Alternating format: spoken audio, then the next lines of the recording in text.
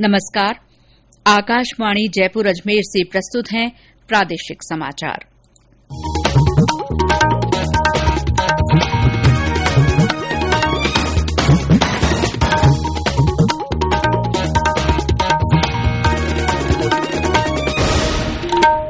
मुख्य समाचार। प्रधानमंत्री नरेंद्र मोदी ने न्यूयॉर्क में संयुक्त राष्ट्र महासभा के 76वें सत्र को संबोधित किया। कहा, भारत की प्रगति से विश्व की प्रगति होती है। प्रदेश में अब तक की सबसे बड़ी परीक्षा रीट कल 4000 से ज्यादा परीक्षा केंद्रों पर करीब 16.5 लाख परीक्षार्थी शामिल होंगे। रीट परीक्षा के लिए जा रहे 6 लोगों की जयपुर जिले के चाकसू के पास सड़क हादसे में मौत, 5 अन्य घायल। उपराष्ट्रपति एम वेंकैया नायडू कल से 5 दिन के जैसलमेर जोधपुर दौरे पर और प्रधानमंत्री नरेंद्र मोदी कल आकाशवाणी के मन की बात कार्यक्रम में अपने विचार साझा करेंगे।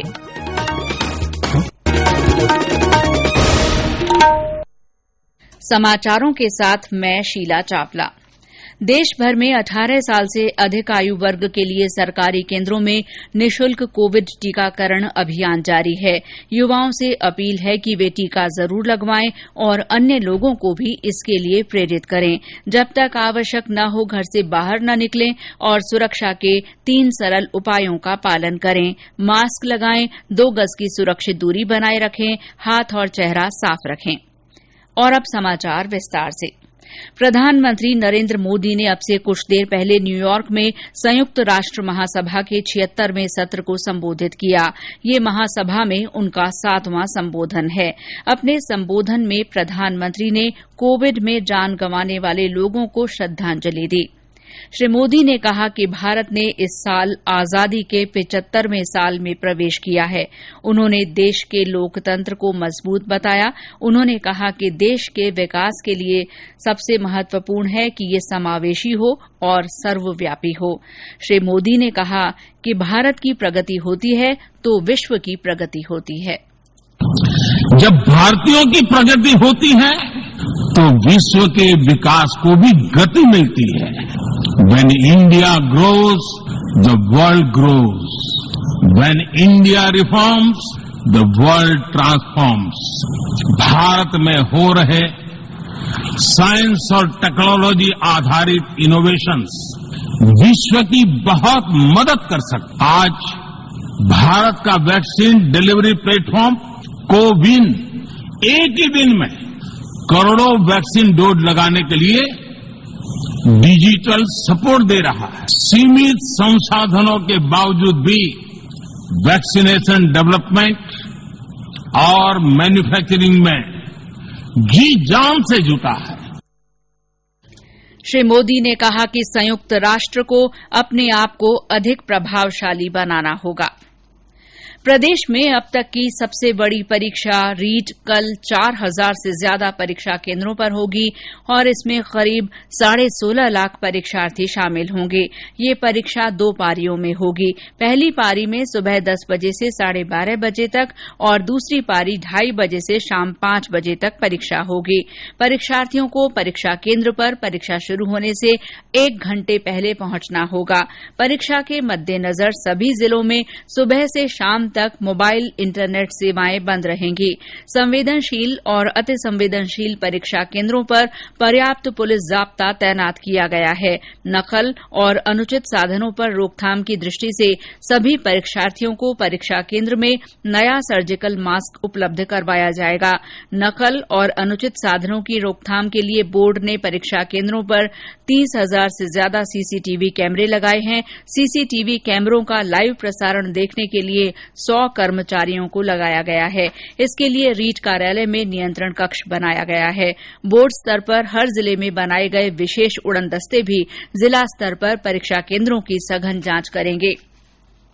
परीक्षार्थी को डाउनलोड किए गए प्रवेश पत्र और आधार कार्ड के साथ फोटोयुक्त पहचान पत्र की फोटोकॉपी अपने साथ रखनी होगी, अन्यथा उनका प्रवेश वर्जित रहेगा। परीक्षार्थियों को रोडवेज और निजी बसों में मुफ्त यात्रा की सुविधा दी गई है। रेलवे ने भी प्रमुख स्थानों से विशेष रेलगाड़ियां चलाई हैं और कई गाड़ियों में कोच बढ़ाए गए हैं। सभी जिलों में परीक्षार्थियों के रहने खाने के संबंध में भी इंतजाम किए गए हैं। इस बीच अलवर में पुलिस ने रीट में अभ्यर्थी को पास कराने का झांसा देकर रकम ऐंठने वाले गिरोह का भांडाफोड़ किया है।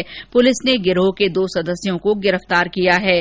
जिला पुलिस अधीक्षक तेजस्विनी गौतम ने बताया कि गिरफ्तार अभियुक्तों के कब्जे से कई परीक्षार्थियों के प्रवेश कार्ड और अन्य सामग्री बरामद की गई है। जयपुर जिले के चाकसू में निमोड़िया मोड़ के पास आज सुबह एक ट्रक और वैन की टक्कर में रीट परीक्षा देने जा रहे 6 लोगों की मौत हो गई और 5 अन्य लोग घायल हो गए।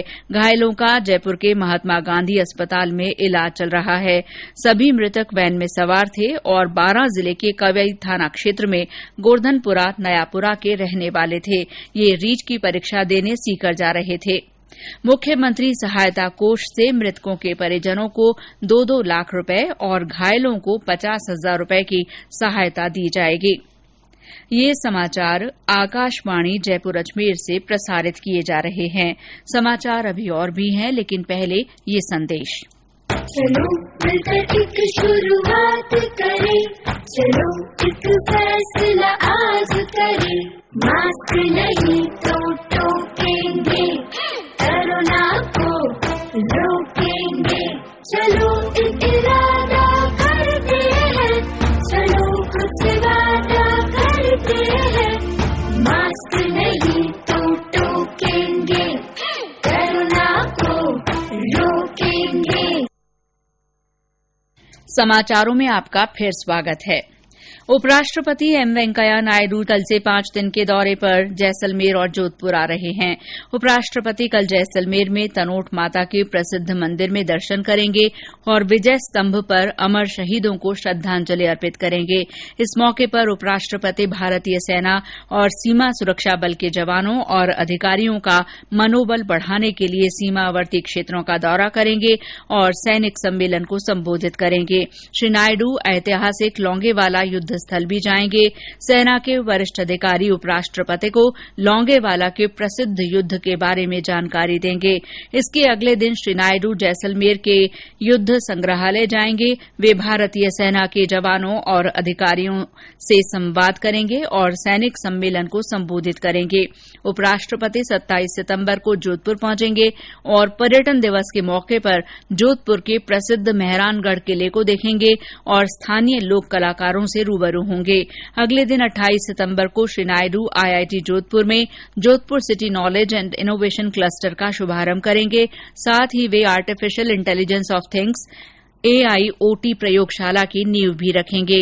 वे आईआईटी जोधपुर के छात्रों और शिक्षकों के साथ संवाद भी करेंगे।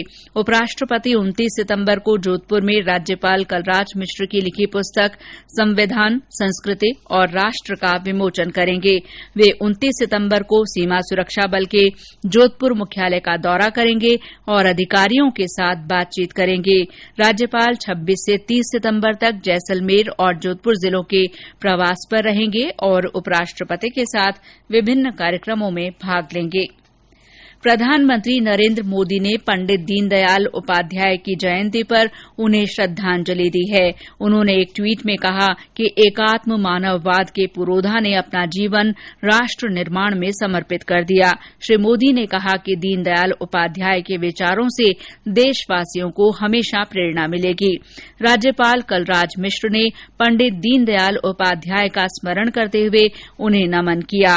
राज्यपाल ने कहा कि देश की एकता, अखंडता और दरिद्र नारायण की सेवा के लिए पंडित दीनदयाल अंतिम सांस तक समर्पित रहे।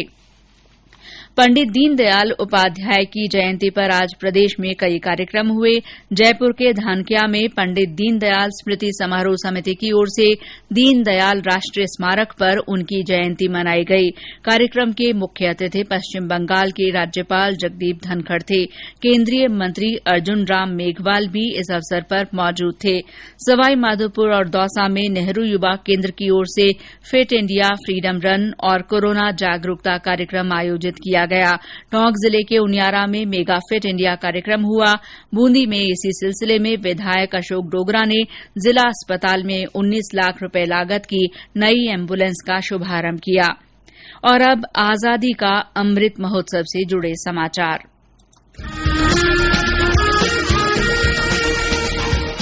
आजादी का अमृत महोत्सव।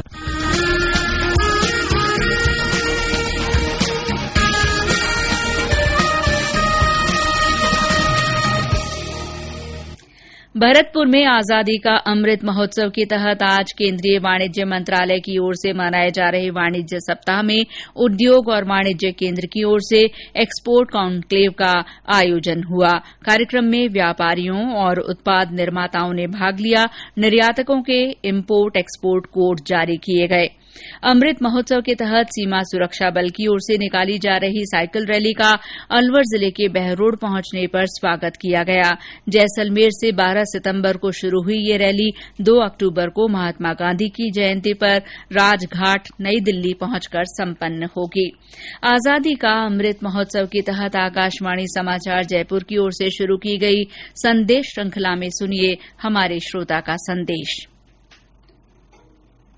नमस्कार, मैं छेलाराम मेघवाल, गांव मेलाना, तहसील बाउड़ी, जिला जोधपुर से। देश मंथन आजादी का अमृत महोत्सव, आओ मिलकर करते हैं हम सब देश मंथन एक नई शुरुआत से। बलिदान हुए इस देश के नायक, आओ मिलकर करे प्रणाम हम। उनके दिखाई राह पर चलकर करे ज्योति पुंज का निर्माण हम। कर्तव्य बोध की ज्वाला में स्वच्छ धरा सुंदर आवरण को साकार अब कर देना। जीव मात्र पर करुणा भाव जगाकर उनका अस्तित्व बचा लेना। न्याय समता स्वतंत्रता पर आओ मिलकर एक नव पैगाम दे। नव भारत के नव निर्माण को आत्मनिर्भर भारत का सपना साकार करे। जय हिंद।